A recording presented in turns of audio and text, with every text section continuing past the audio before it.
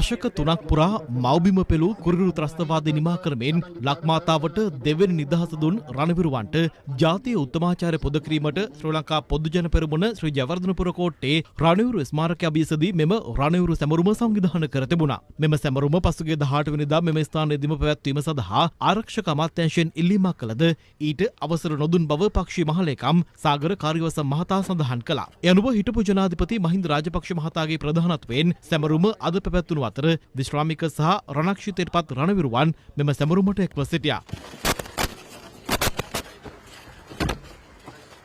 එහිදී හිටපු ජනාධිපතිවරුන් වන මහින්ද රාජපක්ෂ සහ ගෝඨාභය රාජපක්ෂ යන මහතුරුන් රණවිරු ස්මාරකයට පුෂ්පෝපහාර දැක්වුවා.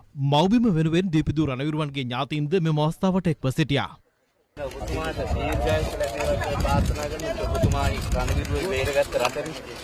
ජාතික ආරක්ෂාව ගැන මොකද කියන්නේ?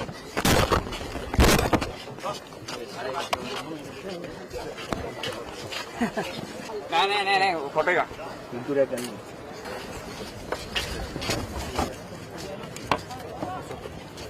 අද රණවිරුවන් සමරන දවස් අපිට අද දැන් අද අපි ආවා. සිරස පාත්කා සිරසමක් අපි ඉටු කරා. වෙන කිසි දෙයක් වෙන්නේ යුතුයම. ඊයේ ජනාධිපතිතුමා කළ ප්‍රකාශය සම්බන්ධව ඔබතුමා මොකද හිතන්නේ? ඔබතුමා කිව්ව යුද්ධ කරේ සාමය වෙනුවෙන් කියලා හැමෝම. ඔව් මොම යුද්ධ කරේ සාමය වෙනුවෙන්. ඒක හරි. ඔය යුද්ධ කරේ අපි මේ ආරුවත් අල්ලගන්න නෙවෙයි. යුද්ධ සාමය වෙනුවෙන් රටේ බේර ගන්න.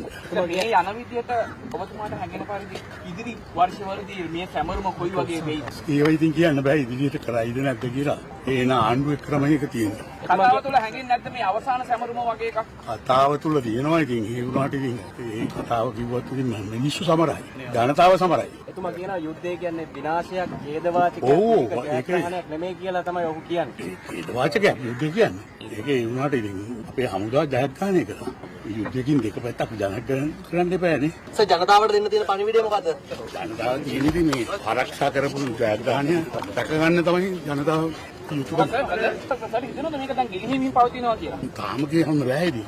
ඒක වෙන්නත් පුළුවන්. මොකද අපි රණවිරුව දකින්නේ විරුවෙක් විදියට, සෙබලෙක් විදියට නෙවෙයි. ඉතින් අපි කනගාටුනක පැත්තකින් වර්තමාන ජනාධිපතිතුමා රණවිරුවන්ව සමරන්න අමාරුවෙන් ඇවිල්ලා හැල්ලුවට ලක් කිරීම පිළිබඳව. එතුමන්ලාගේ විග්‍රහය අනුව මෙරට යුද්ධයක් තිබිලත් නැහැ, ත්‍රස්තවාදයක් තිබිලත් නැහැ. ඒ වගේම මට නම් හිතා ගන්න බෑ 30 අවුරුදුක යුද්ධයක් ඉවර කළා ලබාගත්තු නිදහස සහ සාමය වර්ෂාපතනය නිසා ස්වභාව ධර්ම නිසා ඇතිවෙන නායාමකට සමාන වෙන්නේ කොහොමද කියන කාරණේ. එක්ක කතා දෙක පටලවගෙන දෙක පැටලිලා තියෙන කාටද කියන කාරණේ තමයි මට දෙන ප්‍රශ්නේ. තව ලෝකේ දරුණුතම ත්‍රස්තවාදය තිබ්බ අපේ රටේ. ඒ මුළුමනින්ම අයින් කළා දාන්න මහින්ද රාජපක්ෂ ජනාධිපතිතුමාගේ ආණ්ඩුවට හැකියාව ලැබුණා. ඒක පටන් ගත්තේ මහින්ද මහත්තයාගේ ආණ්ඩුව නෙවෙයි ජනාධිපතිතුමා එහෙම කතා කරාට.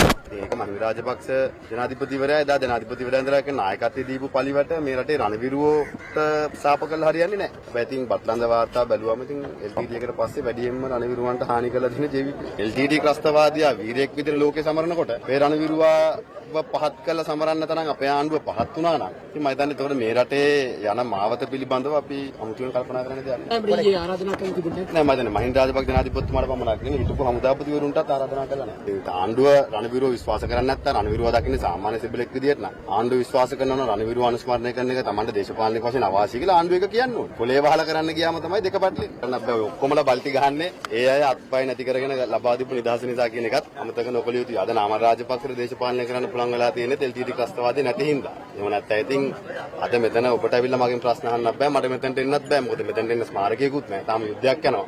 අනිත් පැත්තේ මරාගෙන මරන බෝම්බකරුවෝ කොළඹ වට කරගෙන හතර වටේ බෝම්බ පුපුරවනවා. හැබැයි වෙන යුගයක් අවසන් කරේ මේ රටේ රණවිරුව කරපු ගැපුවීම. ඉතින් ඒක අමතක කරන එක